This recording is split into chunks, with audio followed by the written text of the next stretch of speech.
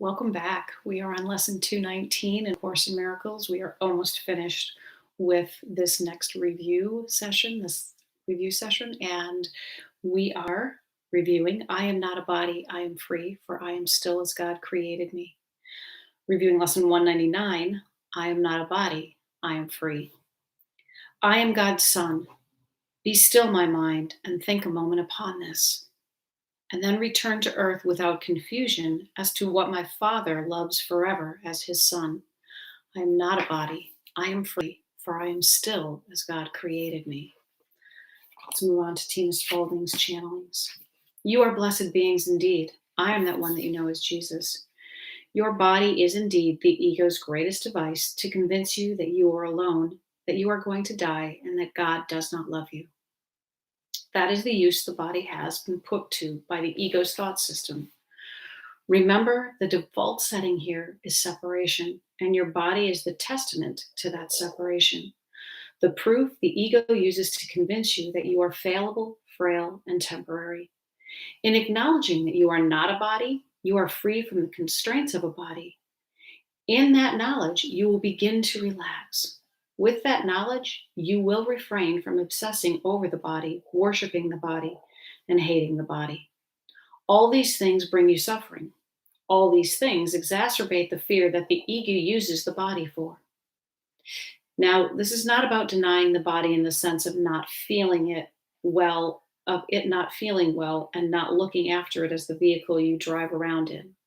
Just as you look after your car, you must look after your body. You must change the oil once in a while, which might be something like a cleanse or some juicing. Make sure you attend to it as you would a vehicle. You understand so clearly that a vehicle will not last if you don't look after it, if you don't do that regular maintenance. Regular body maintenance can be done relatively quickly and efficiently. You do not need to obsess about the body. Have you noticed that it works perfectly well without your interference? In fact, it is your interference, negative emotions and fears, that cause it to break down, age, and die. These are the consequences of lower frequency thought systems. As you continue this path, you will notice that your body gets better. It begins to heal itself. It will even look younger, and that is because you are not dragging it down by your resistance to life. You are beginning to open up. You are beginning to align with these teachings, which tells you that you are a divine, sacred being.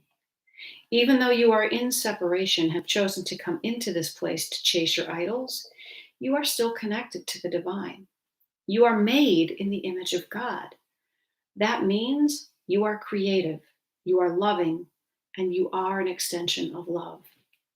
When you do not extend that love and become shut down, limited, and fearful, the body suffers.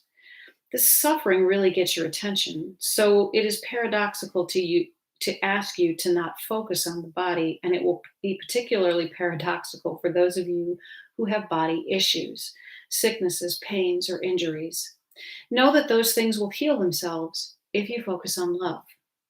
If you focus on these teachings and your forgiveness practice, extending the unique qualities and love that is you and comes from you, you will find that everything will work better.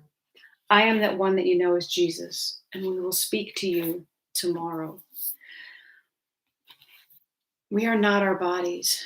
In the same way, we are not our vehicles. We are not the cell phones that we carry around, but they are important tools that we use here for communication, for getting from one spot to another. And so we need to tend to them. We don't want to drop the phone in water and let it sit there. We want to take it out and take care of it. We want to put a protective case on it. We want the regular maintenance. The same with our cars. We need to take care of it. We need to clean off all of the dirt that gets on it over the course of a day, a week, or a month. We want regular maintenance. And so we need to love our bodies for the communication device, for the transportation device that they are. They are a critical tool in this world to bring us from that place of separation to that place of remembering our connection. And so when our body has pain, when our body feels ill, When our body is injured, we need to take care of those things. And we do need to regularly cleanse the system, meaning mentally, physically, and emotionally. And so we need to take care of the emotions that get stuck. We need to take care of ourselves by giving ourselves healthy food. But at the bottom of all of that, we need to remember that we are not our bodies. I was having this discussion last night, and when you look at all of those individuals who have somehow lost a part of their body, be it just functionally or be it by physical loss of a part of our body. We remove our appendix. I had a liver transplant. They took a part of my body out and replaced it. People have lost limbs. Um, Stephen Hawking lost the function of most of his body, but he was not his body. He is not his body. And he continued to function very well. And you watch people learn to function without the body. It is proof that we are not the physical entity.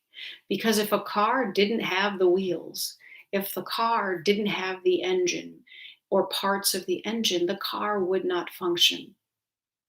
We are not our bodies.